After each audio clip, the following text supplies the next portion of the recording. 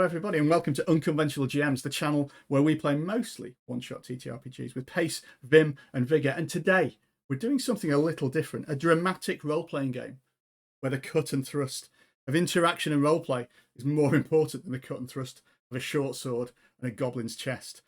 We're playing friend of the channel Robin Law's game of one-on-one Hillfolk, page turners, soon to be released from Pelgrane Press, or possibly already released depending on when you're watching this. In this game, one player and one GM create a story of dramatic interaction and personal transformation featuring a single protagonist. Think literary fiction or TV drama rather than Dungeons, Dragons and Starships, although there are plenty of all three available in setting supplements.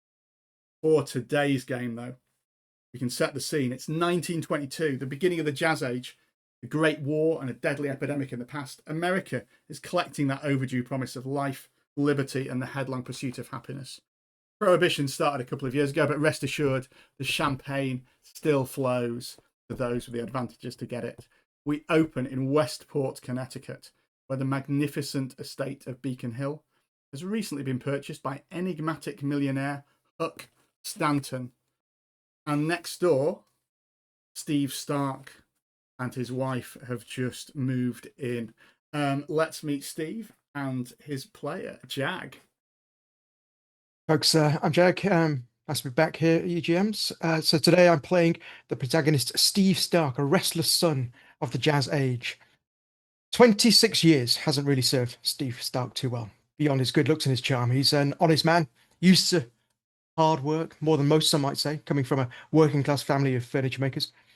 Effort and achievement don't always line up, though. He's watched liquor seize the joy of life out of his father. He served proudly as an officer in the war, and yet felt the rejection of the high hats as he sought to haul himself out of his station. Yeah, he's got aspirations to lead a better, well, a more successful life than he was born into, and he's taken steps moving out of Minnesota to fancy New York, and now this beautiful cottage in Connecticut. And at least he's married well, so that ought to be a good start. But he knows he can't expect anything from his wife Delia's family. The Dexters of Kansas City haven't really taken a shine to him. Maybe on account of him still showing a bit of blue on his collar, but that's okay. He wouldn't have it any other way. Steve Stark will be remembered as a self-made man, bleeding with ambition and integrity. Because heck, that's just the American dream, isn't it? It is indeed. And so in the course of the next 2 hours, we'll see how close Steve gets to the American dream. And what sense of bleeding happens at the end as well, potentially. So we've done the beacon is the place that we're going through, and it contains all the characters and NPCs. The options for players are Steve Stark or his wife Delia Stark. Jag's playing Steve, and you can see in the bottom left of the screen we've got all the other protagonist allies or GMPCs, NPCs that Steve will meet in the course of this game. As part of setup, which we did off camera, we decided together Steve's goal, which is to become a self-made man. We decided the direction of the plot, which is ambiguous. Sorry, we're not expecting this to be a story with a happy ending necessarily, and we're also not expecting it to be necessarily end in complete doom for Steve. And Steve's dramatic poles, which he will oscillate between as he makes various choices, are ambition versus integrity. What we're going to do now, we went through each of the GMPCs and decided what Steve's relationship was with them and what their unmet need was. What does Steve want from them that they cannot immediately give him? It's a bit of a the preparation thing is a bit weird because in the game most of these characters Steve hasn't met yet. So it's like we're planning out how these interactions might go to give us a bit of a framework for the scenes that we're going to call later. But so what we're going to do, we're going to briefly go through them. I'll give a really brief introduction to what they are, and then Jag will describe the relationship and also the unmet need that Steve wants from them. Again, we went into a lot more detail in our preparation and talked around various things that could happen. But for now, we just want to know the sort of bare bones. It's possible some of these won't even appear on stage during the course of the adventure. So we want to just get an idea of where they are. So to begin with, though, the first one Steve has definitely met. Delia Stark. As we've mentioned, old money far richer than Steve. She married him, I think, probably as an act of rebellion against her father, and is like Steve, a little restless. And the moving around hasn't served her well. And the move to West Point, Connecticut, to the little cottage that he's in, isn't exactly what she wants.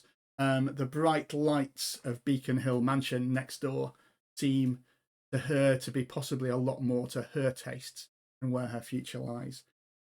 Jack, what's Steve's relationship and what's the unmet need?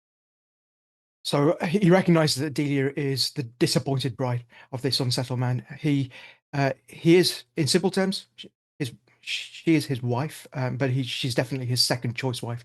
She's not his first love, and he still holds a candle for something else. What he does want, though, is he's in this. He wants respect from her. She's a bit restless. She's a bit hedonistic, and instinctive, a bit rebellious. But they're married, and he's trying, albeit failing at this point, to make a good life for them. And he wants respect from her to help get that. Amazing, amazing. So the rest of these characters, I don't think Steve has met before. The first one is the erstwhile Henry Hook Stanton, glamorous millionaire, stinking rich, a little bit older than Steve, a little bit rough around the edges. Dark rumors abound about him. Did he go to Harvard as people claim, or did he not? Where did his money come from? What is the kind of business that he's in? Nobody quite knows, but he's now Steve's neighbour in a far better appointed dwelling than Steve has. So, Jack, what's Steve's relationship and unmet need from Huck Stanton? So he's seeing Huck as very much a glamorous millionaire who's been there, who's done that. He's obviously got some way of finding money. He thinks that he's probably going to make a good mentor for him, and he's looking for guidance. He's got the experience probably to establish an enterprise or to open stuff up for him, and that's the crux of it. Okay, fantastic. There's also Jane Delisle, Huck's secretary, personal secretary, usually at Huck's side, but unusually never really at his parties. Expertly dressed, quite conservative, looks a bit older than she is, but certainly a woman of a young woman of ambition and pride. What's Steve think about it? Well, we mentioned that Delia is Steve's second choice wife. Jane probably reminds him a little bit of what his first wife or his preferred wife could have been. So he's got a little bit of a potential fling thing relationship going on there, maybe, or something that is harks back to what he could have had. But at the same time, while Delia is full of hedonism and instinctiveness, Jane represents a certain level of respectability, which is a core value for him in some respect. Fantastic, fantastic. We've also got Pat Mossy Colbeck, Hook's personal bodyguard. Short man, height, scarred, the bulge of a shoulder holster visible occasionally if you watched him carefully. He's not really here to make friends with Hook's associates, but well, how does Steve feel about him if he doesn't want to make friends? Well, Steve recognizes that he's not really the sort to make friends with this kind of crowd. So there's a kindred spirit in some respects there. His relationship here is really with, maybe seeing Pat Mossy as his drinking buddy. He probably hasn't going to have too many friends around these parts. So his unmet need is friendship, a brother in arm, so to speak, in this high society. Amazing, amazing. And moving to the high society of Hook's parties, we've got Nell Westerberg, an up-and-coming Hollywood star, willowy, beautiful. Hollywood might be right. Yeah, willowy. Definitely has not quite made it yet, appeared in some minor features, but knows he's destined for greatness and is willing to do whatever it takes to get there. How does Steve feel about Nell? There's something aspirational and about her that he recognizes. He thinks that maybe she's his kindred spirit in completely different sides of the tracks, but there is something about the way that she carries herself that attracts him. His unmet need from her is reflected glory. Maybe there's a means to portray his success by association with her. Amazing, amazing. There's also Abbot Conant. He's a little bit older than Steve, and a figure around these parties. Raffish, suave, smoking jacket wearing, cigarette holder, hand always with a martini in place, impeccably attired, witty, and often drunk. This bon vivant, what does Steve want from him? Well, somebody else who often had not necessarily a martini, but a bourbon or something like that, or some rye in his hand, always drunk, was his dad. Abbot Conan is his surrogate father figure in this, I think. The unmet need is admiration. He's not really been able to fulfill that with a father figure, so paternalistic recognition or approval, admiration from Abbot is his unmet need. Amazing, amazing. And we're nearly there. You can see all these in the bottom left. You can keep track of who we're talking about. And we've also got Ned Reuter. This is Huck's brooding odd job man, who is seen around the site doing various jobs and lifting. He walks with a limp. Some people whisper about a war wound that he's got, some pain in his leg from the Great War. He tends to not deal directly with Huck, but with Jane or Mossy generally. What does Steve see in him? Well, as a fellow serviceman, never had his own war wounds, but there is something reflective about Ned to Steve. The relationship is this may be a working class comrade in some ways. Can we say that in 1920s America, comrade? Yeah. The unmet need here is pure respect. Fantastic, fantastic. And finally, another of the hangers-on circling Huck is Dorothy Parker, author staying in Beacon Hill as a writer in residence, if you like. She is a writer and she lives there, hence she's a writer in residence. She is kept on for her wit and entertainment and droll remarks, and she's always the life of the party. But she's just here to have a good time and so on. And her relationship to Steve is a little bit different, both in game terms and actually. Explain that. Yeah, so Steve is outside of this world and he recognizes that Dorothy is also a fellow outsider. That's the kind of relationship within the game. In terms of unmet need, there isn't an unmet need as such. She takes on the role as a confidant, so someone who is there to support and help give advice, in-game advice, character to character to Steve, rather than being a lever to pull for fulfilling dramatic goals. Fantastic, fantastic. And with that, our setup is done. So play proceeds in scenes in page turners, and it alternates between the GM and the player that call the scene. Basically, you need a location, you need who's there. Normally, it'll be the protagonist and another NPC. And normally, in the language of page turners and Hillfolk, one is petitioning and one is granting. So somebody is asking somebody for something. Could be respect, could be acknowledgement, could be something ephemeral like that. And if that is granted, then tokens pass between the two players. You can see on the bottom right, we've got a little picture of a table between where we're playing around, and we start with 3 tokens each. There's a few spare tokens on the table if we need them as well. Generally, if you grant a petition, you get a token off the other player. The other player has no tokens, you can get one from the table, and then that comes into play. There's a few other things you can do with tokens as well. You can spend 2 tokens to force somebody to grant a petition. That only need be temporary, but it certainly gives them some emotional weight.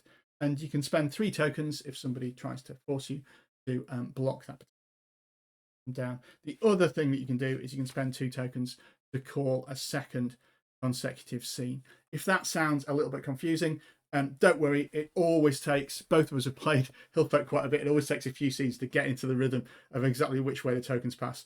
So I expect we'll probably talk it through as we do it, and you'll see it. And the idea is these scenes are quite fast little vignettes where we cut sort of the minute there's any sort of resolution, we cut to the next one and see it flow through pretty quickly. It proceeds in 3 acts, or books rather, this scenario 1, 2, and 3, and we'll take a little short break between each one. It'll just be a few seconds for you viewing at home, but we'll sort of gather ourselves and get through, because one thing that you'll notice if you've played any one-on-one games it can be quite intense because there's very little downtime for the two of you. You're always interacting all the time, and there are several really good ones from Pelgrane. Cthulhu Confidential is one. So in this scenario, in the beacon, I get to call the first scene, and there's some guidance in for what it is, and it's going to be where you meet Hook for the first time. Now, I'm going to turn the tables a little bit on you, Jack, and see where do you think would be a good place for you to meet Hook for the first time? It's not at one of his parties. Where do your two neighbours encounter one another, do you think? I think maybe just outside the cottage. Maybe there's a road that goes past the drive to the cottage, and it's on the way there. In fact, I'm going to go a little bit further and say that Steve's car has just broken down, and maybe Huck has driven past. Oh, that's amazing. Steve is just fixing it up a little bit. Yeah, so I think we've got the scene. We've got I've got enough to run with from there. So it's I think it's probably a sort of sunny morning. You've been driving to run some errands or whatever, and we see Steve bent into the sort of into the bonnet of the car. This being the 1920s, there's some sort of smoke coming from it, and he's got some nondescript tools trying to sort of effect a repair of it. Steve, I imagine your car is fairly practical and modest. It's an attempt to look good. I don't know anything about 1920s cars, so it's a fairly normal car that somebody middle class might buy. When a shining yellow convertible that you have seen around the neighborhood, I think drives past first at some speed, and then you see it turn around, reverse, and come back to you and pull over next to it, and out of it steps a person who you maybe recognize. You've seen him around. You might know him as the inhabitant, and says, hey, it's Huck. Stanton steps out. It looks like you're having a little bit of trouble there. Hey, Huck, and he holds out his hand with a warm handshake, and the other hand to clap your the other side of your arm. I don't think we've met before.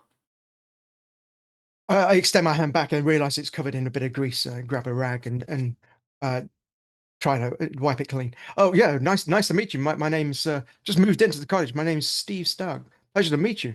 This is your place, right? It is, yeah. So you moved in the little cottage next door. It's amazing. Yeah, this is my place. Bit of car trouble. I mean, they're a mystery to me. I could. You need to sort out. I can, if you want. I mean, you can leave it here. I can get my man there. I can get my man Ned to just have a look at that. He's a whiz with these cars. He should have it going in no time. Oh, that'd be very kind of you. I think I've got it mostly under control. But second opinion is always yeah. good. Well, let us know. I mean, leave it here and do it if you want. I mean, you can borrow one of my cars if you want. I've got a couple in the garage that might suit your style. What's your business here? Are you new to West Point as well?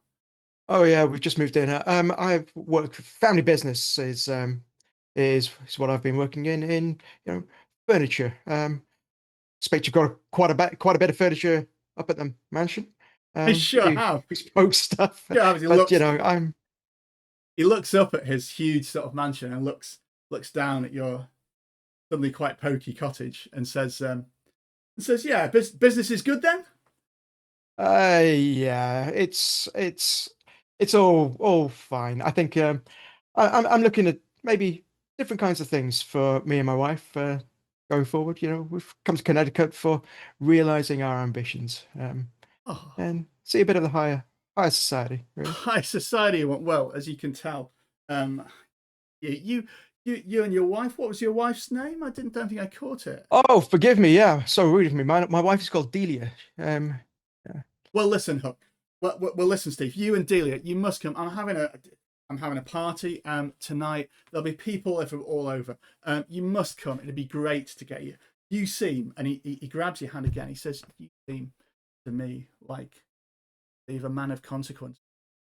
A man of consequence like yourself. We need to stick together.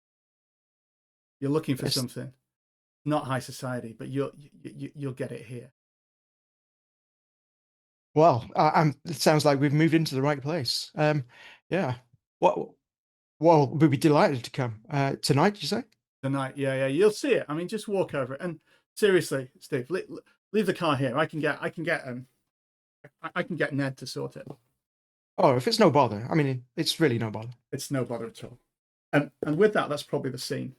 So just to unpick what was happening there, what I was pitching for, because sometimes we have to explain this, is that Huck was petitioning you for sort of admiration, showing off about his wealthy, offering to fix the car and stuff.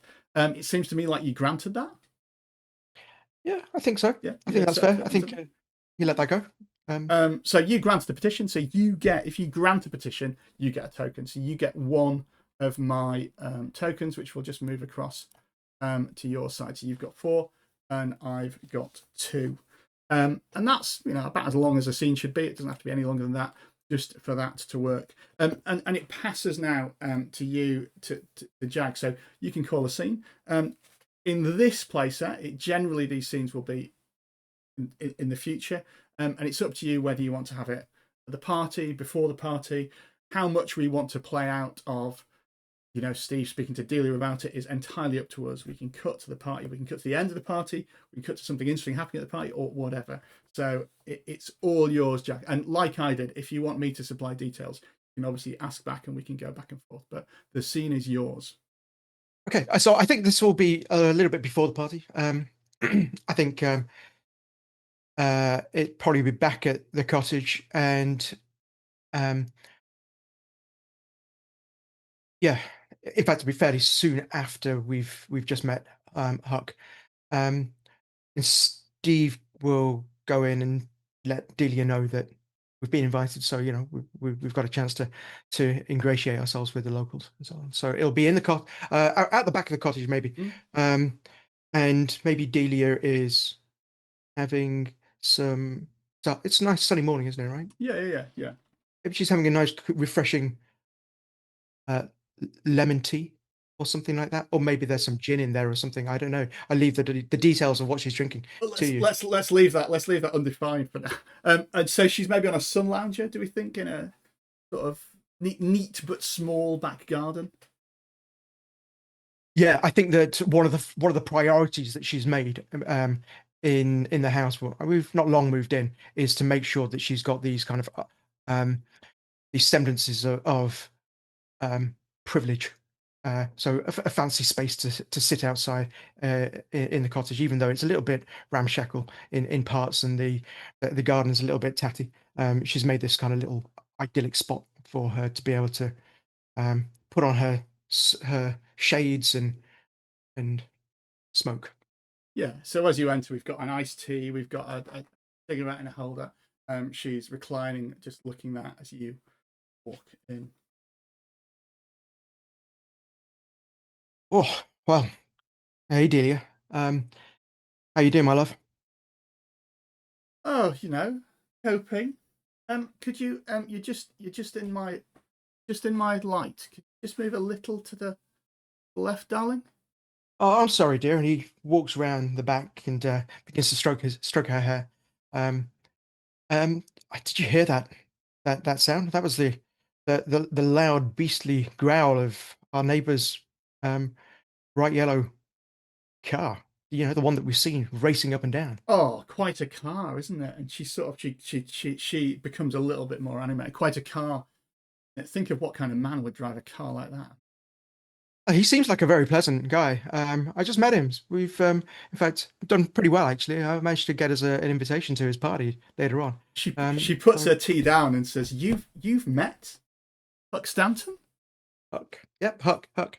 He knows me. He knows your name now as well. So, I said that we'd be delighted to join them tonight. Because we're a solid couple, and there's not too many of those in these parts, maybe.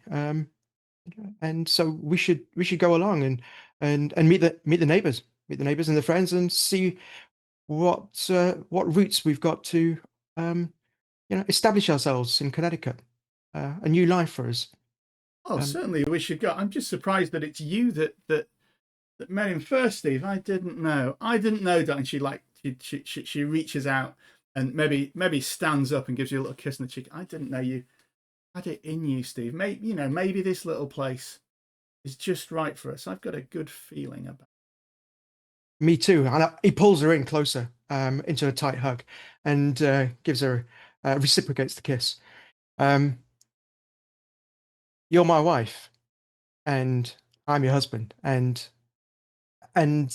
that is a true image of respectability that I think we should present strongly tonight. So honor me, wife, tonight. Don't embarrass me. I know you wouldn't. I know I wouldn't. You. Let's show them to be a solid couple. And Oh yeah, I don't. We'll make a real show, real up and comers, Steve. The yeah, Starks. we're a powerful couple when we do today. The Starks, indeed. I think maybe we call it that. Yeah, maybe this place isn't so bad. And I think that probably is the scene. I think that yeah, at first I thought you were angling for like sort of her respect, but it was more the show of marital unity you pivoted to. But I think I sort of granted that.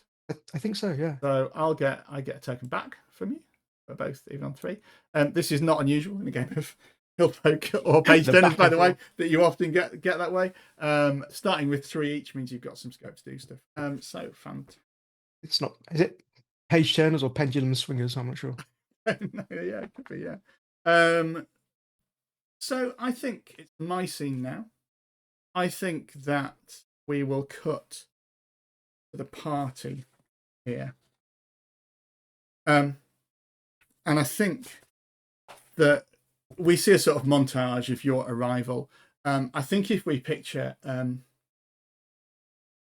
expansive mansion with many people in different rooms with various things going on. This is a wide environment of lots of things, all showing the sort of opulence of Hook and how it is. There's a piano playing in the corner. Outside on the bandstand, there might be some musicians. The liquor is flowing freely here, completely. And I think as established, you've made the proper entrance as a couple. And are now sort of Delia is making her way round to go and ingratiate herself. She's told you with the sort of wives and significant others of all these powerful men. But I think the scene isn't going to be that. I think the scene is going to be your first encounter with Mossy Colbeck. So I wonder if this is, one corner of a busy room. Your conversation is just finished with the meaningless person you were just chatting to, and this stout, somewhat unlikely looking fellow in a tight tuxedo that he squeezed himself in comes in and says, excuse me, pardon me, it's Steve, isn't it? Yeah, that's right. Nice to meet you. Do you work with Mr. Stanley? Yeah. I look after business for him, keep him sort of, a man of his power has lots of people wanting it. Look, hey, it was your car, wasn't it, that we got Ned to fix? Oh yeah. Very grateful for that. Thank you very much. Appreciate that. It seems to be ticking along, pairing nicely now. Yeah. Ned, so there were fixed up a few more things in it as well. Look, it's a fine, reliable car. Seem to know what's what with it. Yeah, we've it's served us well traveling from all over the country, from Midwest down to the East Coast. It's done us proud. Good old fashioned American values of solid built machines. Quite well. Anything, Huck's really generous. We're always telling him he shouldn't be, but you seem like a stand-up guy. Like anything else you need a hand with, just come. Huck's always trying to be neighborly and that with the right kind of people. So you can always come and count on me. We can do it. It's not just cars that we can fix. And course, he says, and then maybe, you know, likewise, if we have some stuff that needs doing, we can come to you. That's what neighbours work together, don't they? Sure, that's right. How That's it right. works, So isn't it? yeah, what is Huck's business that you look after Oh, stuff? he's in. He does some imports, some exports, and so on. He's a lot of business. I mean, I mainly sit around. Me and Jane sort of look after him, make sure he doesn't get any trouble. He has to travel a little bit and stuff. We do that. But yeah, I mean, from your point of view, Steve, just stick with Huck and us, and you'll go far. Good neighborly acquaintances. Yeah. Yeah, well, maybe we should. I can see you're an honest looking man yourself, and he leans in and pats him. This sturdy man, he pats him, squeezes his shoulder. I'll be honest, it's pretty fancy around here. These drinks, and he shows his martini glass. Smells good, it tastes great. But quite honestly, prefer a solid beer myself every so often. As well, Maybe we should. hey, just you. I'm right. Don't you worry. He sort of grabs you by the shoulders and just next to the fireplace. There's a little. He's got a little stash, and he cracks open a couple of like beers. Don't let the boss see us on these. It says it lowers the tone, but yeah, can't deal with all that fizz of champagne and martinis. Here's to good neighbours, eh, Steve? Quite so, clink. And there's probably the scene, isn't it, from there? Yeah. I was going, I think, for him petitioning for sort of an alliance, if you see what I mean. Like there's sort of a reciprocal. You owe us, now we fixed your car thing going on. Yeah, I think that Steve has granted an alliance, but maybe he doesn't realize that it's on that basis. He's kind of like, yeah, oh yeah, sure, yeah, we can Yeah. can parlay. Yeah, and we can leave it open as to whether the vague reference to the import business attracted as much suspicion as it will have, I'm sure, have done to all of our viewers ourselves. So you granted me a petition, so you get one of my tokens. Going for I'm on. Go for it. Your seat now. It can be at the party, it can be at the end of the party, it can be after the party the next day. Yeah, I think maybe after the party. So I think Pat mentioned Jane. I'm wondering whether this is a good time to bring in Jane. Maybe Steve's picked something up and wants to go back to the house, give something as a token of thanks, to say, you know, appreciate being neighborly. And actually, he doesn't actually meet Huck there. Yeah. He's kind of intercepted by Jane. Yeah, that sounds right. So, where do we think this happens? In the garden, in the sort of hallway, deeper in the house. Yeah, Just on the maybe drive. he's kind of. How would he get into the house? Maybe there's a kind of a back route into the gardens from the cottage, and he's kind of slipped up into that way. There's because maybe I imagine the cottage used to be groundsman's cottage or something like that for the mansion. Certainly, I'm sure that this tiny cottage used to be like the servants' quarters for Huck's mansion. Yeah, definitely. So he's taken the back route up there and emerges over, and there's the pool, and maybe there's Jane is just giving some instructions to some of the servants or something like that, and catches sight of this guy Steve. He's looking fairly respectable, but he's definitely a new face around town, and he's carrying a basket of fruits from the cottage garden. Lovely. Yeah, so I think we'll frame it. I mean, it's your scene. I wonder if Jane is there with maybe Mossy and Ned. But as you approach, they see your approach, and Mossy maybe points you out to her as a trusted person because he's met her. But then they vanish off into the distance. If you see what I mean, it's Jane that you will deal with. So yeah, go ahead and. Hey, nice to meet you. My name's Steve Stark. I live next door with my wife, Delia. In fact, he didn't mention his wife, Delia. at this point. Did he not? Yeah. No, he doesn't. Did I say my wife? I didn't mean to. Yeah, amazingly. So yeah, it says, oh, Jane Delisle. You yeah, Mossy said you live next door. She Yeah. offers a hand in a sort of business-like handshake. Oh, he puts the basket of fruits down onto a little table by a poolside lounger and dusts off and gently takes the hand and says, "Well, that's very kind of you. Nice to meet you." He's kind of taken aback a little bit by how proper you did that and how commandingly. He squeezes maybe a little bit too tight on her hand, gently, but tightly. I didn't see you at the party last night. It's not really my scene. I'm Hook's had to go into town on business, I'm afraid. But oh, you've brought some apples. Oh, that's nice.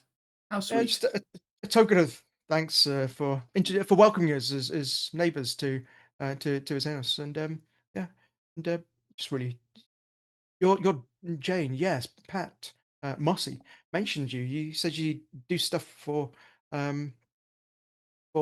What sort of business is it? Import and export. Says. Yeah. I mean, you know what business is like. We've got a number of interests that we look. I'm Hook's personal private secretary. I deal with a lot of the day-to-day things and make sure that everything fits together correctly, and that everyone around Hook is the right kind of people to fit in. And she picks up the basket of fruit, and then puts it down. So what kind of business are you in, Mr. Stark? Well, I have been doing family business of furniture stuff, but I'm looking to make my own way in things. I'm open to opportunities, to be honest. So um, I'm really looking for what what the gaps in Connecticut and beyond are that an honest working man like me can bring to the table. Um, and She giggles a little and says, "Oh, how sweet, a furniture maker who brings round apples. What a solid, if unusual acquaintance for Hook to make. I'm sure there'll be opportunity for you, Mr. Stark, in the business. How sweet." well, maybe there are some gaps in his empire that or maybe there's something different. Does it satisfy you? Do you enjoy working with I It's a job that does me very well. I enjoy every aspect of it, except for having to talk business in the morning, Mr. Stark. If you'll excuse me, I have some things to be about. And she gestures at that point for like Ned to come and pick the apples up. Sort of brushes you off. Goes in. I'm happy to talk more about us and rather than business if you want to some other time or maybe now.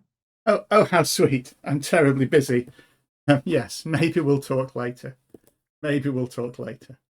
As she walks away. I think that was a petition rebuffed. Rebuffed, yes. So I think that means I give you another token. Okay.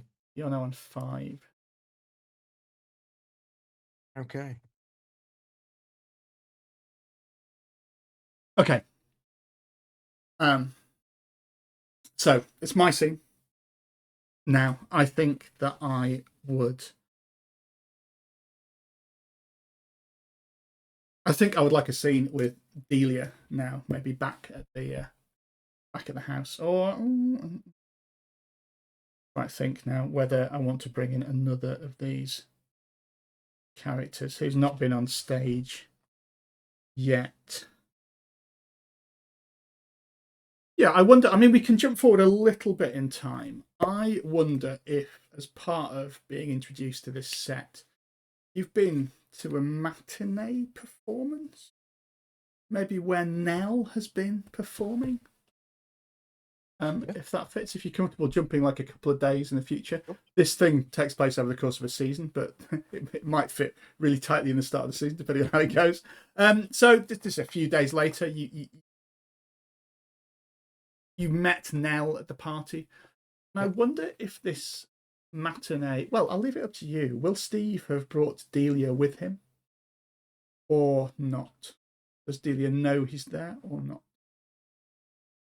Yeah, I think he does. And by matinee, are you thinking in a public picture house, or are you thinking maybe it's a private screening that is at the mansion that? So I'm thinking this is maybe a very small scale theatre production Okay. of the kind that Nell is desperately trying to do in order to get noticed and make her way in Hollywood.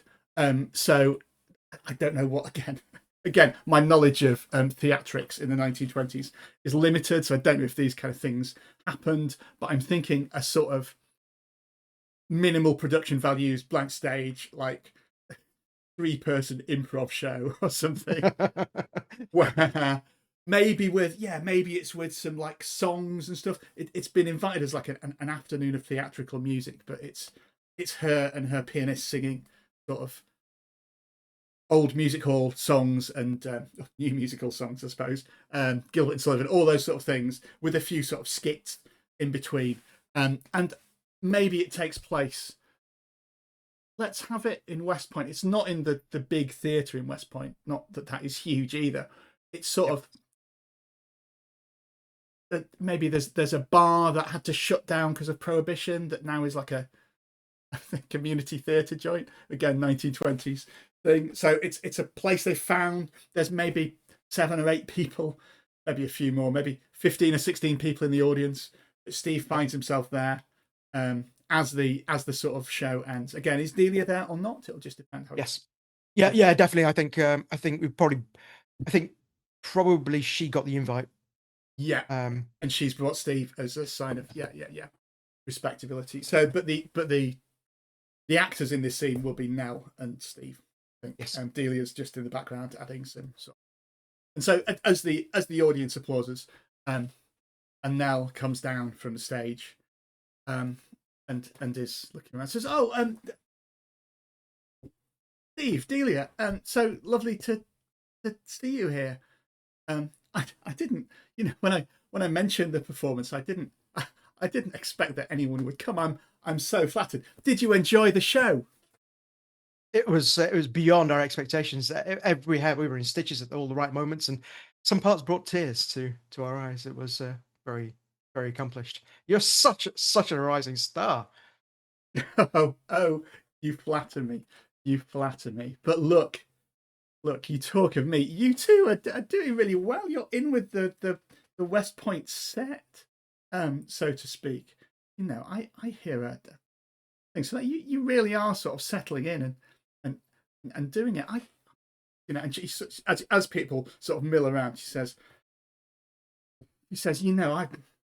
I've been trying to get the ear of Hook and Jane for some while. A couple of little projects that are filming soon that could be real big opportunities, and a great opportunity for me to practice my art. Well, I just need a little bit of investment, which I'm sure Hook could provide. I just mean to say, you couldn't put maybe a good word in for me, could you? Maybe say you'd been to the show and how moving it was, if it was, and you're not just flattering me. It genuinely was. He looks across to Delia, and she's reciprocating. She enjoyed it Yeah, as I well. think this is the kind of, I think from Delia's point of view, this is the sort of like high society politics, tit for tat that she's well into. This is like, she like nods definitely, and I mean she maybe even says, "Oh, of course we will, of course we will." Steve and Hook are great chums already. I'm sure he'll mention it to him. Oh yeah, we have we've got a lot in common. But I'm surprised if you've not already mentioned it to him that he hasn't already got it on his radar. But I'm more than happy to endorse your endeavor. And maybe there's something for us to. Yeah. Um, climb together with on such an initiative. Yeah, Maybe there is. Well, I'm so glad you've come. I'll see you. There's another party next week. It seems he has them every weekend. I'll be sure to see you there, and we can maybe chat to Hook together, can't we? Sounds like a swell idea. And that's probably the scene. So she was petitioning for assistance in getting investment there. I think you granted it, didn't you? So if you grant a petition, so wow, I'm out of tokens. You never had. Well, I know. So you have a lot of narrative power there, and I think that is probably where we leave book one. We've circled a few of the characters around here. Some of the others we have happened in the background. We might see them in book two as it escalates. So we're going to take a short break. It'll just be a few seconds for you at home, and then we'll come back and see what happens from here.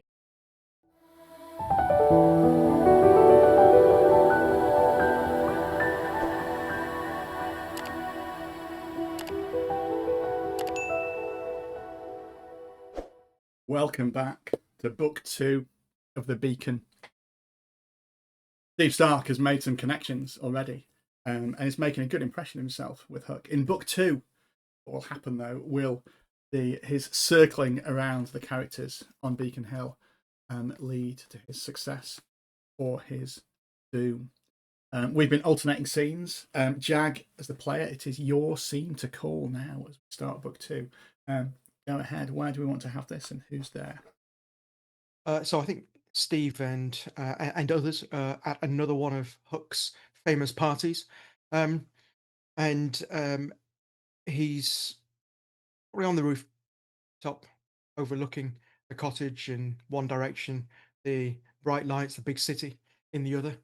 A glass of champagne fizzing in his hand, and there he is talking to Nell about the proposition that she made previously about backing a venture. So Nell,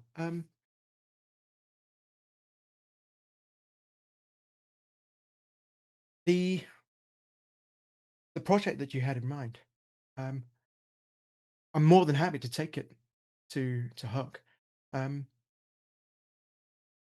just wondering what more you can tell me about it, and maybe it's something that we can do together. You know, produce it with your Huck, and we could use this as a route to establish a new, here they're talking about all sorts of fancy things in Hollywood with technologies.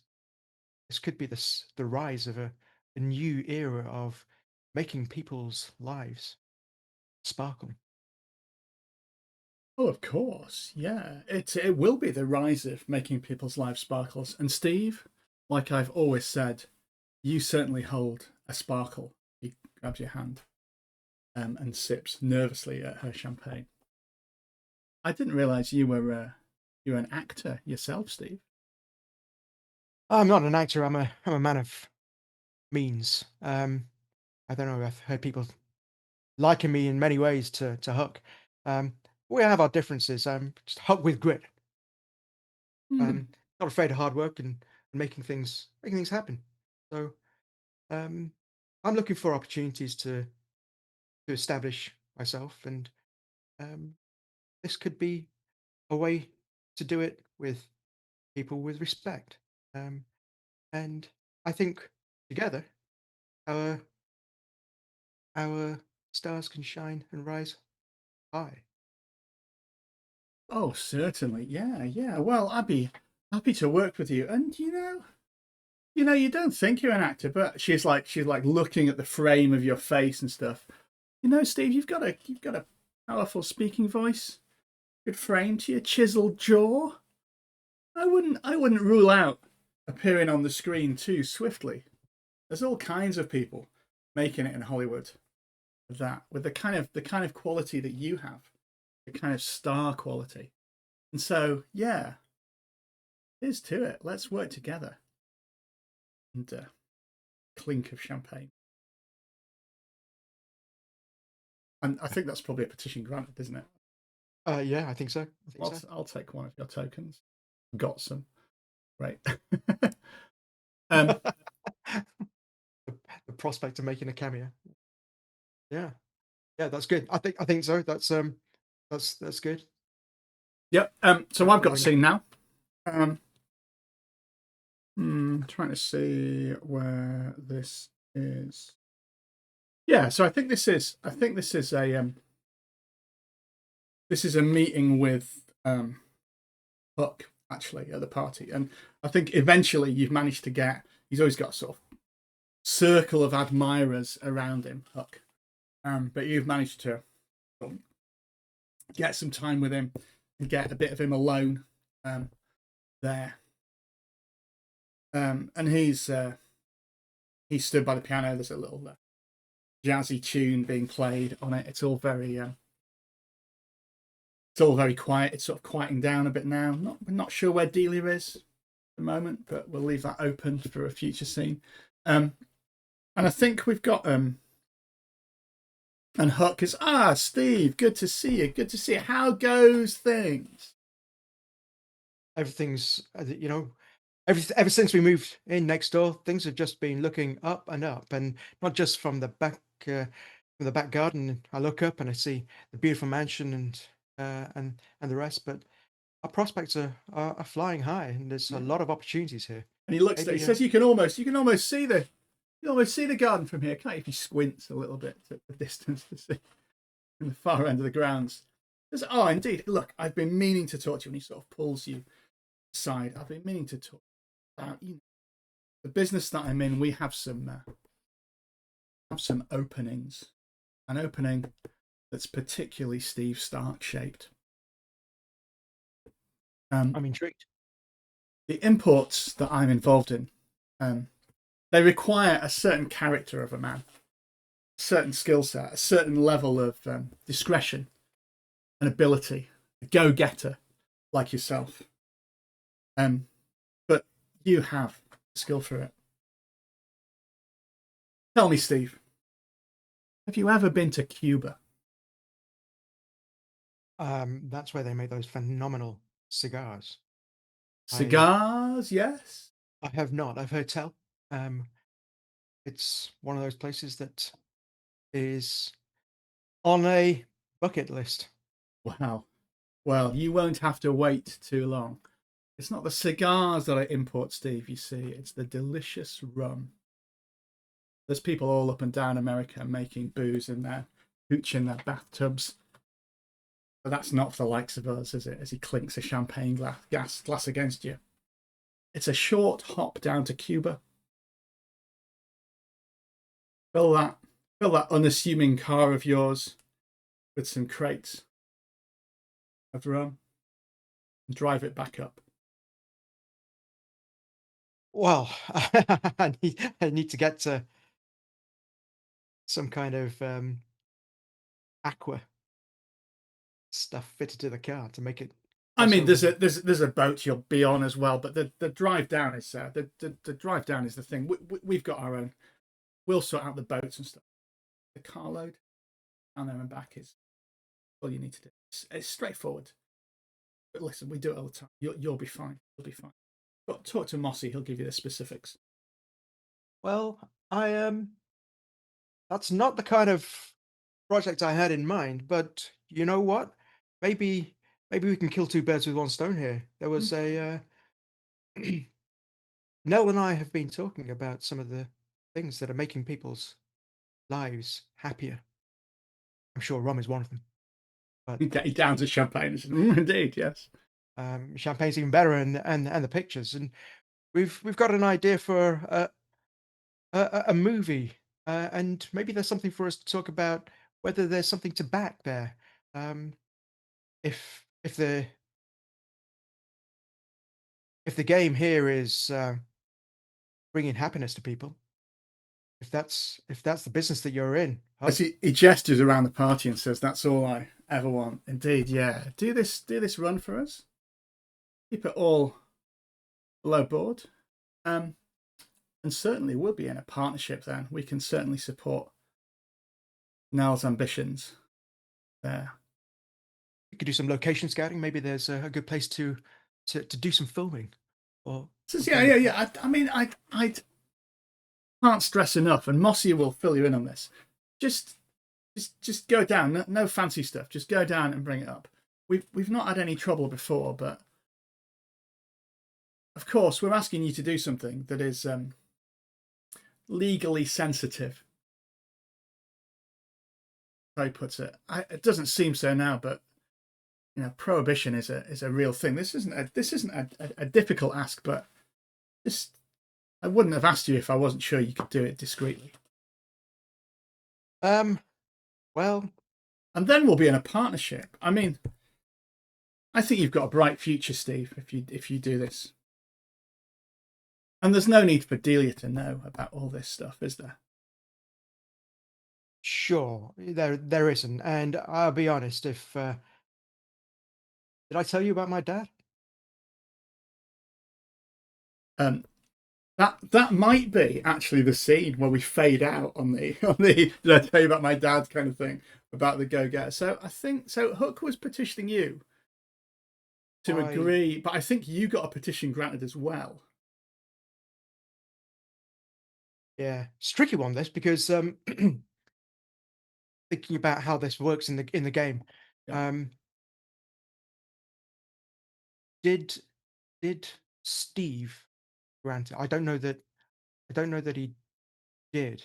Which, if the thing that he was angling for is predicated on it, then that wouldn't be either, I think. Yeah, I think it might be a wash actually, because we've sort of manoeuvred around the thing, but it's moved the sort of plot forward. Yeah,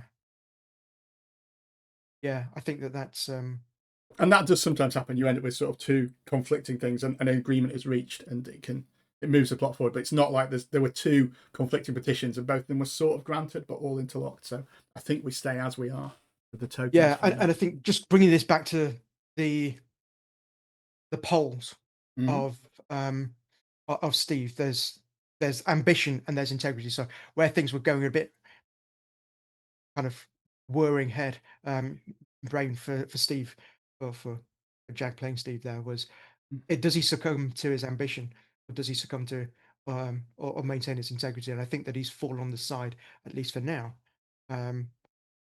maintaining his sense of integrity. I think as soon as he said, this is a little bit below legal, I think that was the trigger point. That was what was going on there. Fantastic. So it's your scene. Where do you want to call it? Going to be? We can be late with the party. The next day we can be a few weeks later. We could be in Cuba.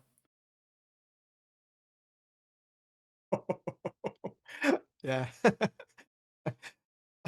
I just said that he's sticking to his guns. We end up back in Cuba. What happened to get him back there? I think, actually, that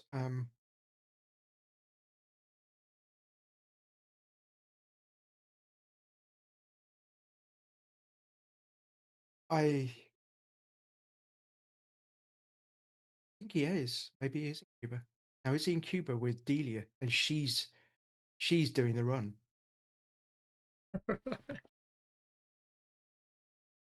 That is.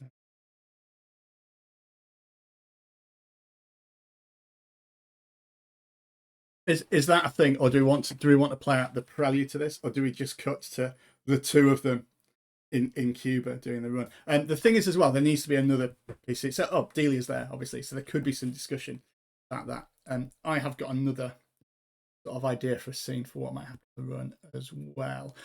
So yeah, that could work.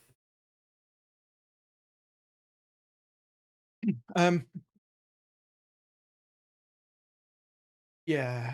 Oh, okay. So I think we are on the run. I think we are in Cuba. I think that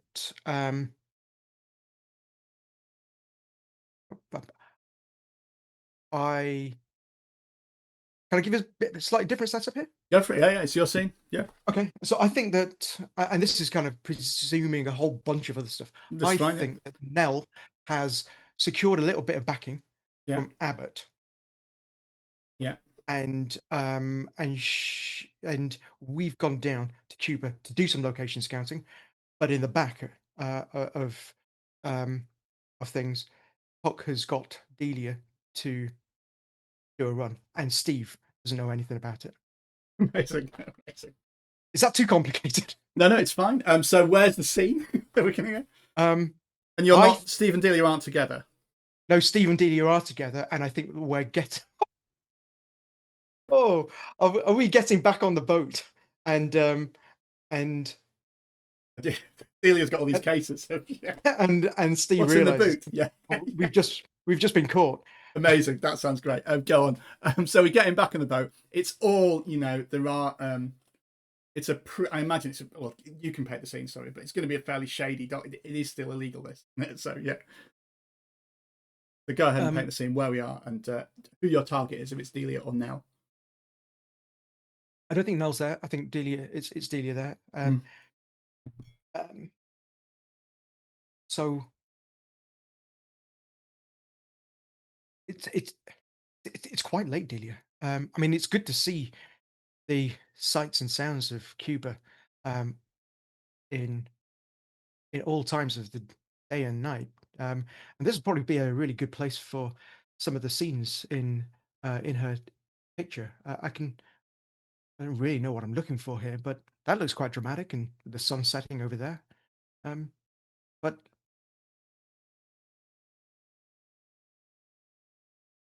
it's a little bit shady. Those guys over there. What are they? They look like they're coming over here. Yeah, Delia just gestures, says, "Yeah, just put it." She pops the boot of the car. So just put it in. He says, "Oh, it's just a little bit of business for Huck." For Huck. Just a little favour.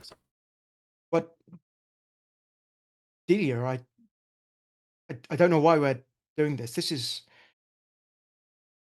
a slippery path that we're going down. We're on a path of respectability here, where we've got an opportunity to make some good stuff without having to do any of this shady stuff. I've already told Huck. We're not doing it, Steve. I'm doing it. But this is what we need. We can't stay in that cottage forever. We ain't going to stay in that cottage forever. We're making a movie, and then we'll move into Hollywood. Making a movie. That's no, right. That happens without money. Old Abbott has he's backing this. We're promoting it. And that old drunk. But he's got so many connections to all the old money in the area. I tell you what, if he sobers up long enough to make a movie, you're welcome to it. Look, Steve, we've always been a team, haven't we? Just let's do this. We'll get in with Huck. There's more where that came from. This is what we wanted, darling. You like Huck, isn't it? Be part of the jet set. We have always been a team. Ever since we moved here, that was our thing, right? It was to show these Connecticut high flyers that we're a solid couple together. So when you say it's not us doing it, that is you doing it, it is us doing it. And that ain't the way that this works. So gestures to the hoods who've put her in. You can empty that and take that back to where you got it. There's no transaction happening here. They look a bit confused, and Delia just nods, man. No, we're a team, Steve. Don't worry. It's a team. We'll work together. You and Nell, me and Huck. Hey, that's not how this is. That's not how this is. You go get into the car, and I'll sort this out. And I open the door for her to get into the car. We're leaving. Are you putting your foot down, Steve? Yes, I am. Okay, so this will, if you wanted to get into Galaxy, is going to be a force. I think she's going to keep going for it, and you have got the stuff for it, and I can't move it. Let's spend those. Is it 2 tokens? Yeah. I can move them across. 2 tokens. I get them, and Delia looks around, gets in the car, and that's the scene. and we leave Cuba with an empty boot. Yeah. Right, sorry, this quite often happens in this kind of games. I now need to just, that wasn't what I was expecting, so I need to get that. Let's just get a thing for it.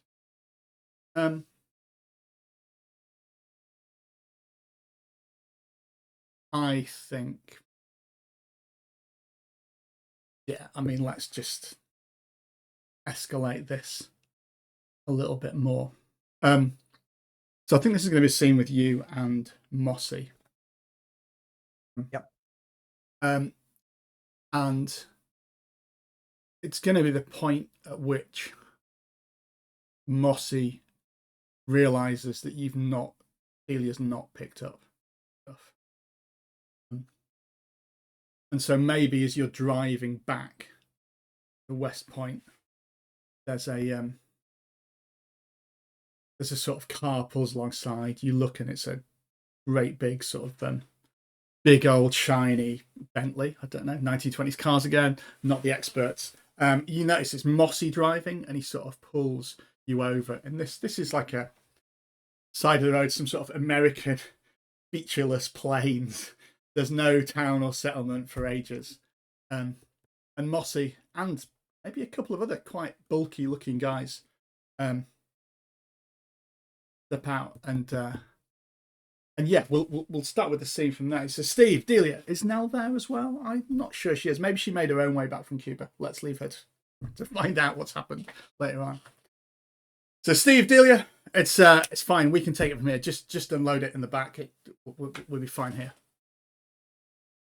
One of the hoods opens pops the hood, and is like, boss, we've got a problem. And there commences some 1922 shouting and swearing going on. What the blazers? We had a deal. What is this? What is this? And she's opening the door, trying to drag you out. Mossy, there's nothing in the back. We haven't done that. What? We had a deal. We had a deal. You had a job to do. She had a job to do. Yeah, I spoke to Huck weeks ago, and I told him we're not doing any rum running, right? We're not that. Look, I told you before about what happened to my pop, how the liquor, the bad liquor, just took him down. Now it's a terrible route to go down, and for our neighborly Huck, a man of his prestige and influence, to be supporting that kind of behavior is unconscionable. And my buddy, we've had a few drinks together. We can manage that, but there's so many more unfortunates who can't. And I would expect that you could understand that. And you're not going to give us a hard time. So pop the lid down and let's make our way back to Westport and put this all behind us. Enjoy a nice quiet beer in the garden. And then you can tell Huck that as much as we've got the respect for him, there's a different kind of job that we do. Hey, that's a conversation you can have. That's between you and Huck. I don't know, Steve. Yeah. Always seem a straight up guy. Straight up, I'm straight up, and I will have that conversation, but your work here is done here, my friend. Well, let's leave it. And we have and he sort of calls them off. You see him, I think we see him shoot a glance back at Delia, just sat silently in the passenger seat here, minding her own business. He's like, and we just hear a sort of, the Cubans aren't going to be happy with this, as they go off, but he does sort of leave you be. And I think that's a petition granted, isn't it? I think he granted a petition to you. So I think I get one of your tokens again. Is that my petition? What am I seeing? It was my scene, but I think the way it went, I mean, and talk it out. I think that ended up with you petitioning him to let you go. Is probably that appeal to his better nature was probably the. Yes. Or he petitioned you to, like, I don't know, get beaten up, and that was not. We've not. There are some procedural rules in here, but it's quite easy to play it without them. Just go for dramatic stuff. If there ends up being a big shootout, spoilers, we'll use the procedural outcomes rules and try and showcase them. But I think, yeah, Mossy leaves you be, and goes on for now. But all the stuff that we've said is established, and I think it's worth saying that there's a weird thing in Hillfolk and page turners where just because a petition is granted, like nobody's actually bound to their word. It doesn't mean that Mossy won't go back and say whatever. We've also got all the stuff up in the air about Nell and Delia and Huck and stuff that we've sort of just thrown in there as a thing. It's your scene. As we drive, we are literally driving towards a conclusion, I think, here. So it's your scene. Where do you want to have it? I think I want to have it back in Westport, and I think actually this is a scene with that old money scion Abbott. Yeah. And actually it's with Abbott and with Nell, and and we're talking about the stuff that we found out about Cuba and all the prospects. I think we're all buoyed and excited about the project. Nell has taken a few moments to leave the room to do some personal stuff. And in that quiet moment, I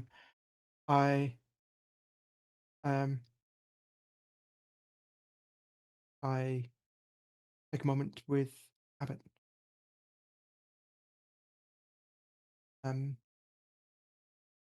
It's a smashing job you've done here. Thank you, Mr. Collins. All these locations, smashing. I think anyone's filmed in Cuba before. It seemed untouched, unspoiled, and you know, I'm sure on behalf of Nell as well, you know, you backing this project for us has been a real boost for us each personally, and for for the success of the venture as well. I'm sure it's going to be hugely profitable for everybody. And without your input, we might never have gone there. So thanks for that opportunity. And I think you remind me in some ways of my old man. He was Pause he was and a a man of drink. Go on. integrity, and I never had the chance to show him that that I could make a good go of things. And I think if you give me that opportunity, if you continue to let me shine, I will make you proud of us. I think this could be the start of not just one movie. I think that with Nell's creativity, my determination, and your backing, I think we could go on to be creating a real legacy.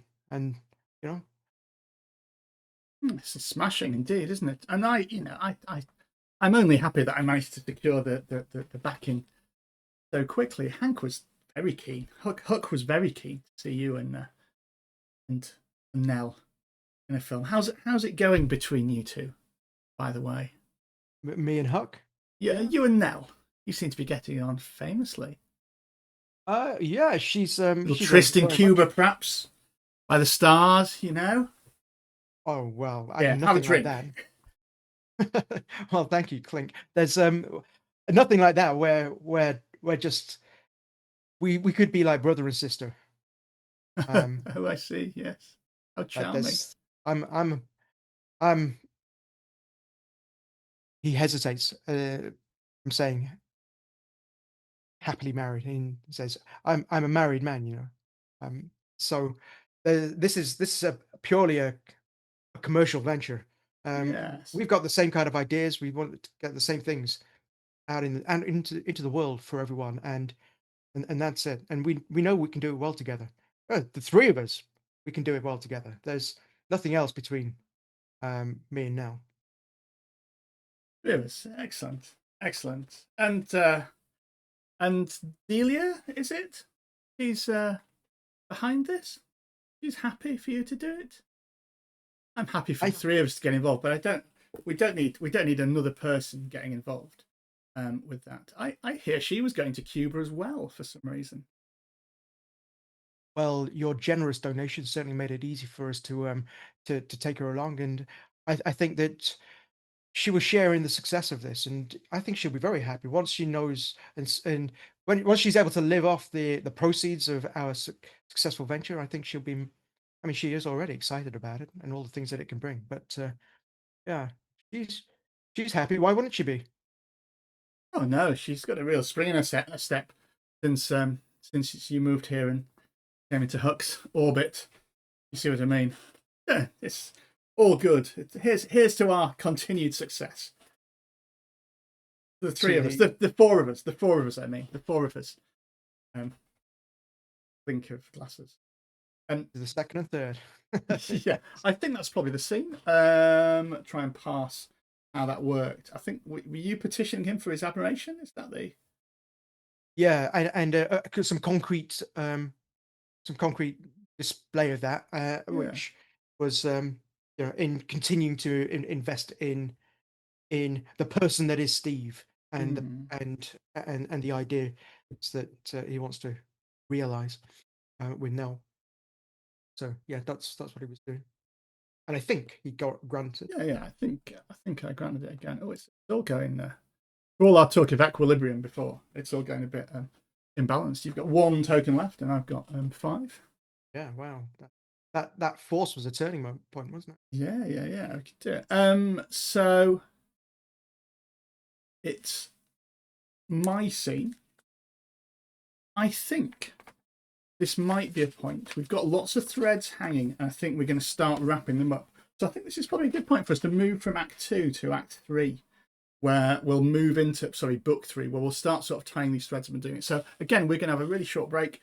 5 seconds for you guys at home. We'll just catch up with what we're going to do with it, and then we'll see you back in a few seconds to the story.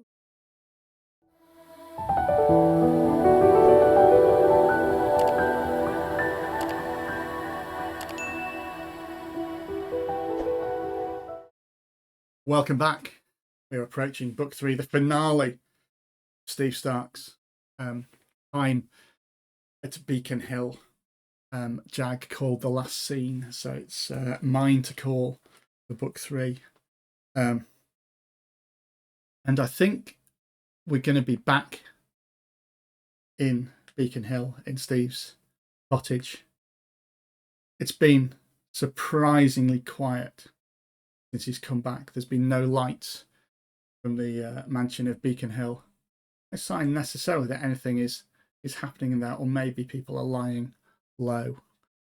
It's dark outside, and by a sort of knock on a window or a sly message, Ned Reuter, Buck's odd job man, has somehow got Steve to come out for a quiet word, maybe just in the garden of the house.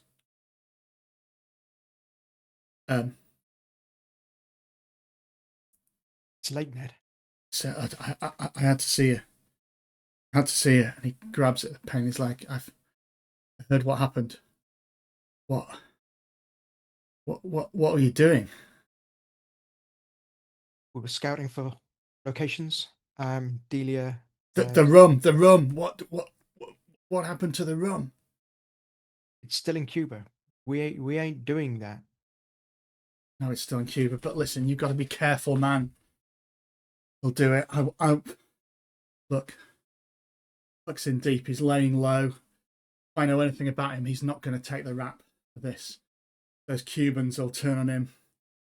All go bad. It's not looking good for any of us, Steve. It's not looking good for any of us.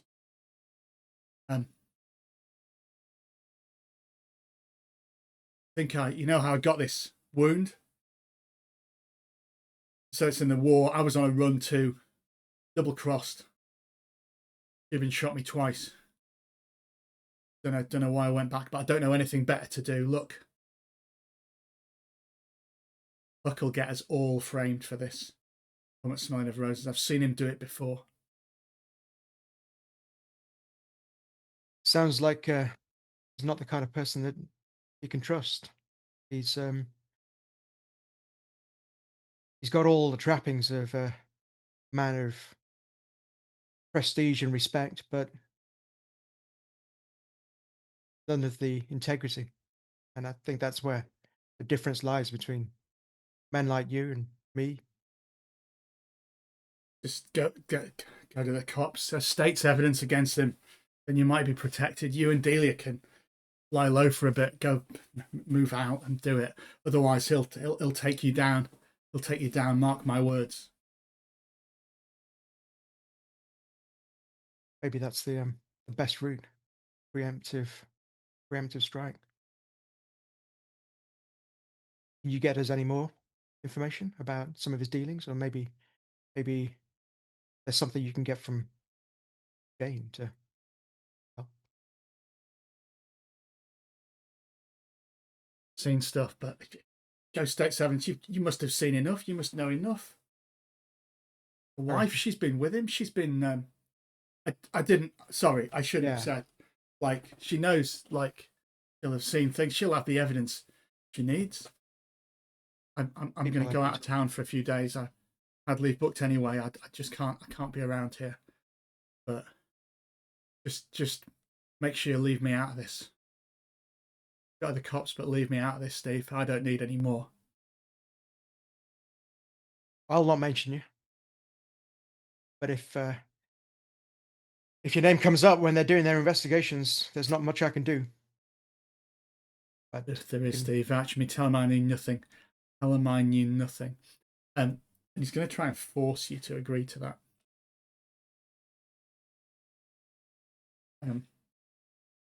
You will be on his side, so it's going to spend his 2 tokens. I'm not going to block that. I can't block it. I don't have enough. So that's fine.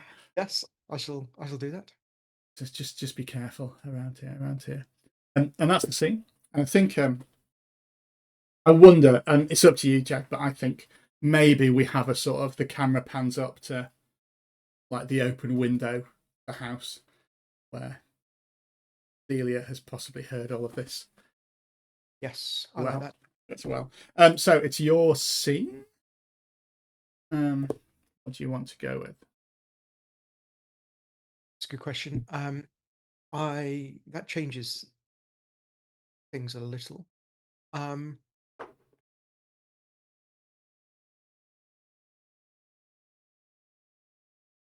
think it's going to be a bit of a time jump. Mm-hmm. I think that the police have already been called in. I think they've been sniffing around. I don't think quite yet stuff has wriggled back to Steve. I reckon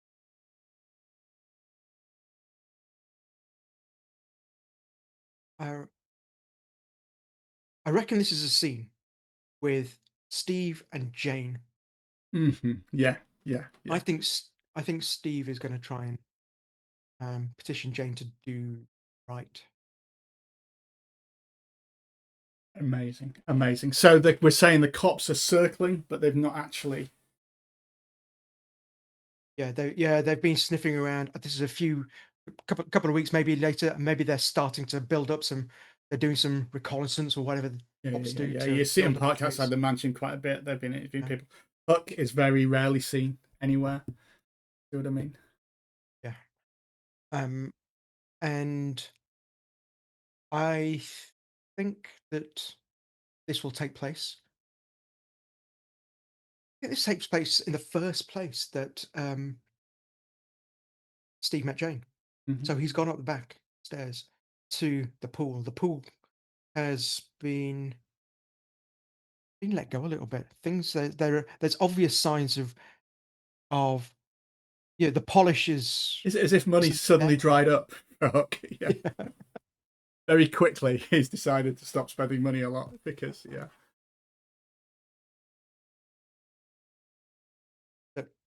Jane, you will have seen, you will have noticed the cars outside. The police are hovering around.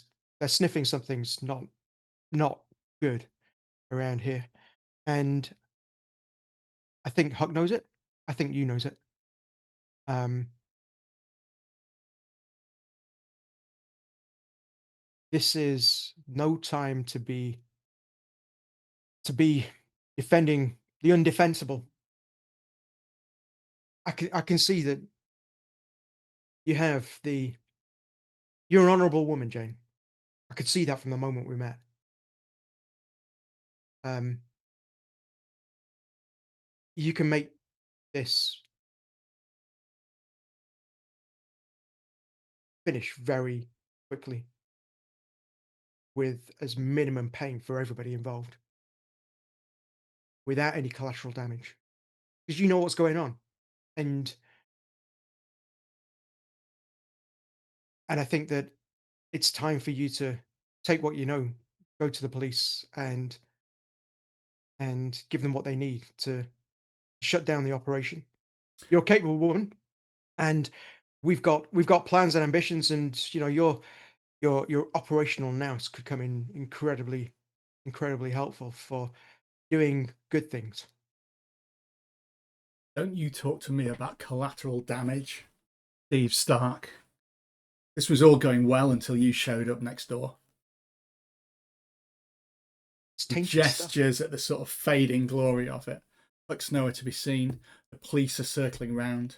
What did you think this was built on? You don't get this from making furniture.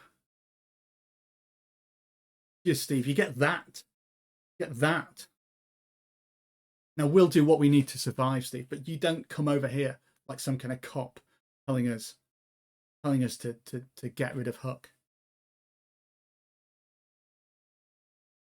I'm not asking you to get rid of Huck. I'm certainly not being a cop, but we're in America. We're in America, and we've got dreams. We've got dreams that are built on the same principles as our founding fathers followed. And you can understand that. You don't have to do things in those underhand ways. Honest, true money. You're capable of it. I believe you.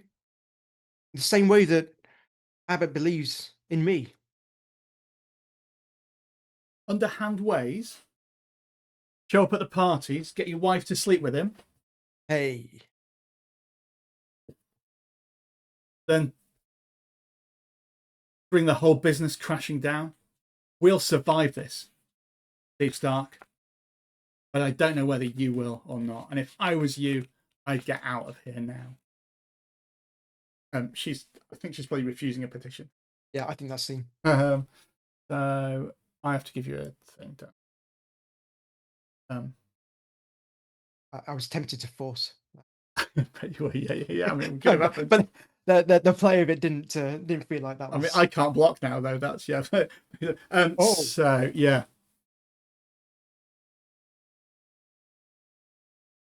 Crikey, where is this going to go? This is going to end badly for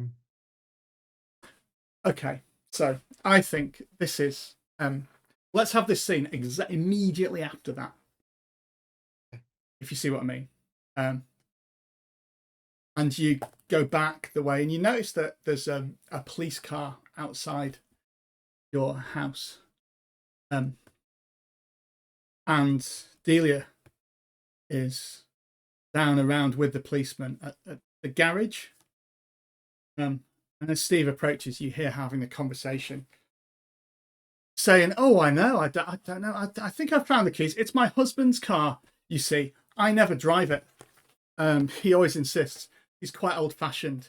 And she glances up at you as we see the policeman pop open the boot. And Is there a problem, officer? Rolls down. Well, you tell me, Mr. Stark. How to explain this as he points towards the cases of Cuban rum in the boot of your car.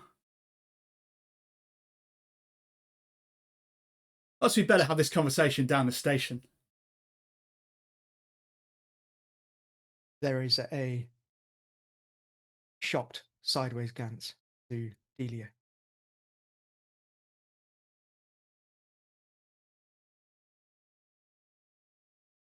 Steve, I can't believe you'd do such a thing. I've told you, have no truck with Mr. Huck.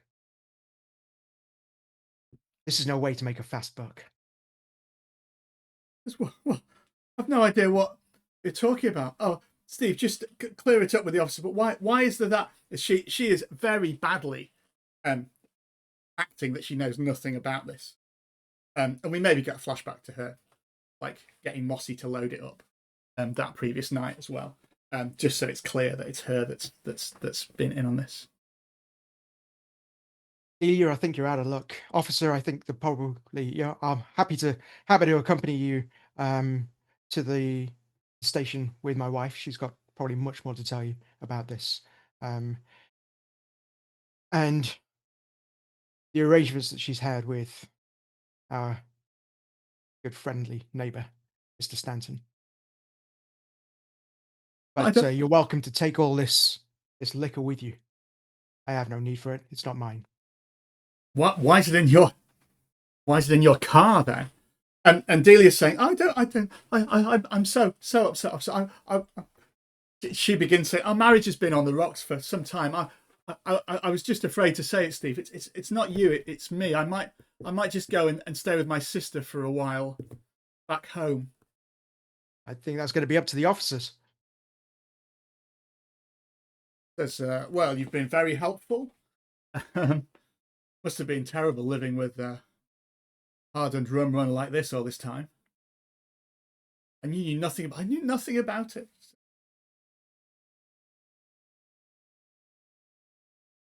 I think you drawing her into it is going to be a petition, really, isn't it? That yeah, it's wow. Yeah, I think so.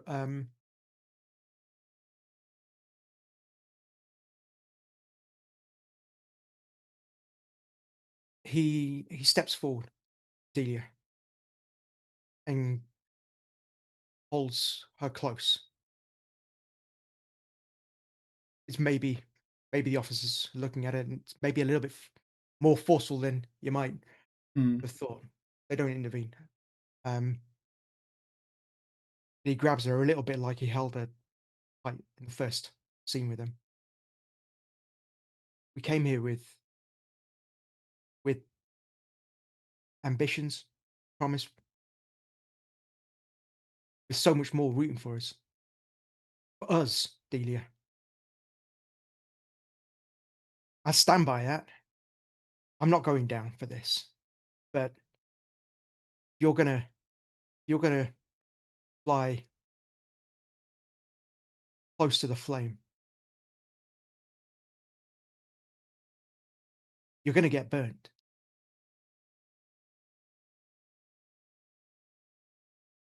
I can see what's going on. I've spoken to Huck's secretary, Jane. She's got something cooking. I think they're gonna stitch us up. I think you've been played. You've been played, darling. Let's come clean and maybe we can get away with, well, we're incriminated. But we don't have to go down this way. Do the right thing for us, Delia. Is this a force by any chance? Yeah, I am going to force it. I can't block it. So yeah, you are both going to be arrested, taken down to the station. Oh, nothing ambiguous about that, is there? No, not at all. Not at all. Good luck. It's your scene. I reckon we've got a couple more left before we tie this up and have a little epilogue. We could. I mean, the trial could be a procedural scene, actually, couldn't it? We could narrate it. Oh, that's an interesting one. Yeah. Where was I thinking? I was thinking that there's probably some bail that's been posted by Scanner. Her family, is it? Yeah. Current. Yeah, Abbott, yeah. And I don't know that there is a scene to have with him. But there is. I mean, there could be. I mean, yeah, I wonder if, again, 1922 legal system. I'm not sure. I'm not sure if people, when they were convicted of smuggling rum from Cuba, were often granted bail. I think isn't that like a bit of a flight risk that you might just go down to Cuba? I wonder if this scene might be in a visiting booth or something. I don't know. Yeah, maybe. It's your call. You can forward or backwards, and we can skip the whole trial if we want.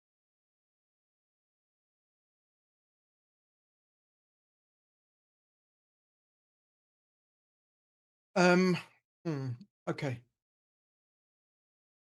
Yeah. All right. This is a nod back to Conan. Yeah.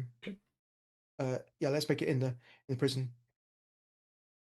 And I think that Conan is coming in because it's on public record that he's invested and he wants to protect his investment. Yeah. Mr. Conan, you trusted me, and I haven't done anything wrong here. Delia's been caught up in some of the less savoury activities of Mr. Stanton, and I just need you to know that this isn't going to reflect badly on you, and you can still trust me. We just need to get through the trial, and we can get this project back on the ground. If there's anything that you can do with your connections to, maybe help get Mr. Stanton to well, or maybe Jane to do the right thing, and so that we have honest statements at the trial and all the rest. I think that's in our interest. Our interest, he says. Yours, mine's, and Nell's, right? Because we're a partnership. And I think you're in a position, because I can't do very much from in here, but I think you've got the ways and the means to make sure that justice is served here. He says, "Look, I do trust you, Steve. I knew that you were the man to be trusted. And this is a rare sober Abbott. I think that you're seeing. I trusted you the moment I saw you. I knew you were an honest man, and I knew that would get you in trouble. I've got pulled a few strings. There's a guy coming down tomorrow to speak with you. He's I've worked with him before. He's a good lawyer. Stanton will have whatever lawyer he can afford. I can't make Huck Stanton. To be honest, I've known that since I met him back at Harvard. He's not a man to be trifled with. Just sorry it came to this. Look, I'll get you the best lawyer we can. We start filming. We start filming tomorrow. We've got some other people in the frame. When you're out, you're welcome to join in with it. But I'll look out for you, Steve. Just stay safe. You can rely on me. I knew I could rely on you. We'll come good again. And that is the scene, I think. Was that petition granted? I think so. Well, it was actually. Yeah. Tokens. I should point out there's no end game thing for the tokens. It's just to like have some currency to do it. I'm gonna call scene now. Yep. I think we're gonna have a courtroom montage. Yeah. And this is going to be a procedural scene, really. We see various people take the stand. I think it's one of those things where we don't hear what they're saying. It's just implicit, but we see Hook, we see Jane. Ossie is notably absent. they still manage to protect some people from it. Ned is also absent. Dorothy Parker is there, character we haven't met at all. It makes her one appearance, and she's played by, she's like an Anne introducing, played by it's a walk on part. It's the Stan Lee Marvel film appearance from Dorothy Parker in this. She gives evidence, and I think maybe we'll do Steve's sort of statement to the court just briefly, if you want to do that, and then we'll resolve it procedurally as to whether Steve escapes this or not. And I'm just wondering whether or not this is a candidate for the final scene. I think it is. I think it is, and then we'll have a little montage of what happens afterwards, from there, which you can do here. So yeah, so there's Steve. You have to swear on the Bible and stuff. It says so, and they read out your charges that you were found with. Case of Cuban rum in your car, known associate of suspected runners. They've made it seem like you were the major actor in all of this, if you see what I mean. And there's even a story that Hooks made that he had no idea that his import business was in fact importing illegal alcohol into the US. How could he know? And I think this is, again, lack of. I think there's a general sort of, nobody really believes that, but this is a court. These are middle class, upper class people. They're also well aware that that's how they get their booze. So while they're suspicious of it, there's also a fair degree of sympathy and prohibition was all for the right reasons, but not for the likes of us. So Steve is invited to take the stand. So he does. He swears on things, and he gives a little bit of background, answers some initial questions, and so on. The crux of what he says is, we've not long moved to Westport. I've never been to Cuba before. We came here to follow our dream, good, honest American dream of working hard, building something great, and establishing ourselves. And we do that. We wanted to do that with the good company of honest folk. We heard that Connecticut was full of honest folk. That's why we came in. We deliberately chose to start in humble beginnings, cottage, right next to Stanton's mansion, as something to aspire to. We looked up, literally and metaphorically, to those folks. We've tried to be honest and have integrity in everything we've been doing here. I think we've brought a certain amount of respectability to Connecticut. And I think that's reflected in the trust that good folks here have shown in us, like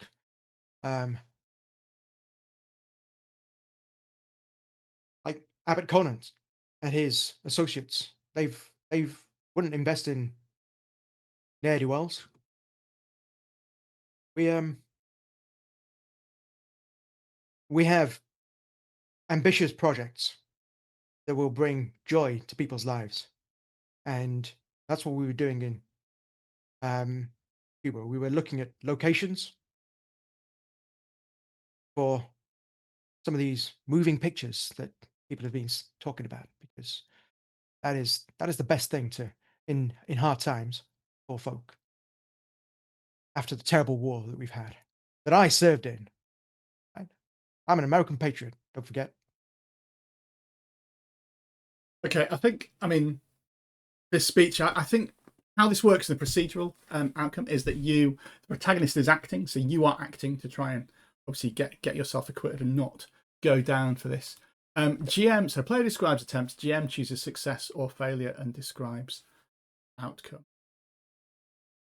And I'm bearing in mind we pitched for an ambiguous ending at the start. Yes.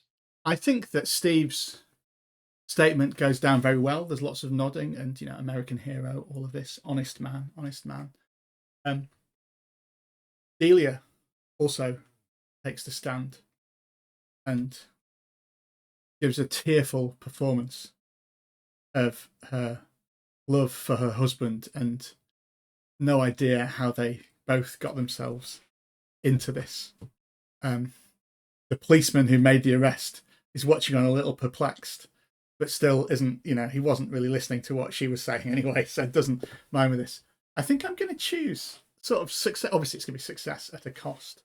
I think that somehow Steve and Delia, the summing up talks about an honest, hard-working American couple, their whole lives ahead of them, and what is clear. And there's a bit in the statement, and what is clear is that these two people are very much in love and desperate to start a new life together. Out west. Oh yeah, maybe not in Beacon Hill, maybe not in West Point here. And I think you are acquitted. We see Hook raging at his arrest as he's sent down. I wonder if we just go round the other GMPCs that we've got, and maybe take it in turns and decide what do we see them doing, and you can pick whichever ones you sort of want to go first. Let's go down the list in the order. Yeah. So Hook's gone down. Let's leave Hook is. This is like the end of. He's sort of dragged off to the cells. He's been stung completely. Do you want to take Jane? Jane. Jane is over the professional. She knows how to dust herself down and get herself in the right place. She's down and out for a little bit, but not really, and she comes back fighting somewhere else. I think that probably for another millionaire somewhere else on the East Coast, she's got she's got experience operating in those circles, and probably another racket will open up. Absolutely. I'll do Mossy. I think we see a big, long, unmarked car pull up outside of the mansion, and a group of the Cubans that we saw earlier trying to grab drop the rum off where it was refused. And Mossy come out, and Mossy is pointing them in this way and that. They get out like tins of gasoline and are pouring it all around the side of the mansion and stuff. And we just see a lit match as we see in his eyes. He just drops it, does it, and then he shakes hands with all the Cubans, and drives off as the mansion burns. Ooh, do you want to take Nell? Nell, I think she had so much promise. The film gets made. It's lacking a bit of star quality, and it doesn't. There's a lot of excitement around the trials and stuff. Yeah. It doesn't really go as well. The drama outside of the film is much more exciting, much more interesting. She keeps on plugging away for a couple of years, maybe, and by the time we get to kind of 3 seasons in, she's forgotten. You can still see her on the circuit, but yeah. She's still doing those 3-person improv shows in the little theatres around. Amazing. Abbott. I think feel free to overrule this if it's too much, but I think that we see Abbott without the sort of high society parties. We see him going around some sort of speakeasy liquor joints. He's a man, he's a raconteur, he's always got a story. He doesn't really get his investment back from the film, and Huck's money that he put in is been seized anyway. It was never bad. So we just see an increasingly sozzled Abbott drifting from bar to bar, giving Steve the father figure that that he had once again, and always, you know, we see Steve trying to telephone him, but the phone's always the phone ringing, and Abbott's asleep on his, knocked out on his bed, and pick it up. Yeah, I love it. That's Yeah. yeah, Yeah. no, that's a nice. Do you want to nice. do? We only met Ned really briefly. Do you want to let's cheer people? What happens to Ned? Ned never got mentioned. Ned never got mentioned. He disappeared quietly, and made a. He kept a low profile. I think years later, he comes back to live in the cottage, and just work the area around there, and stuff, and live a quiet life there. And um, I think we talked before about him being kind of slightly shambling and resentful of all of that stuff. And I think that actually he's the one character that we've had so far who's actually goes back and gets what's the word, um a positive view of this. He gets he gets his arc resolved favorably.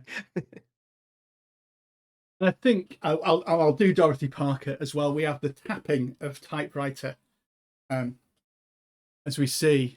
There's a sort of voiceover that says, and so ends, and the names are going to be changed. So ends the story tale of Buck Stanton. We always thought he was the main character in the story. It turned out an assuming couple was who we were all orbiting around. Here's to you, Steve Stark. And there's at the end, and this pile of manuscript titled The Beacon. It's mailed off to a publisher. And we'll put a wrap on it there. Thanks for watching and last this long. Pick up Page Turners. It's a lot of fun. There are lots of play sets. The Beacon is just one of them, but there are lots of play sets you can go through with it. As we saw in that game, some of the characters that we made only came in a little bit, but that's why you do the preparation before, so they can have walk-on parts. It is a game that will play quite well in 2 or 3 hours. There's loads of really good duet games, and this is a great example of it. So thanks for watching. Thanks to Jag for playing along with us as the star of the show.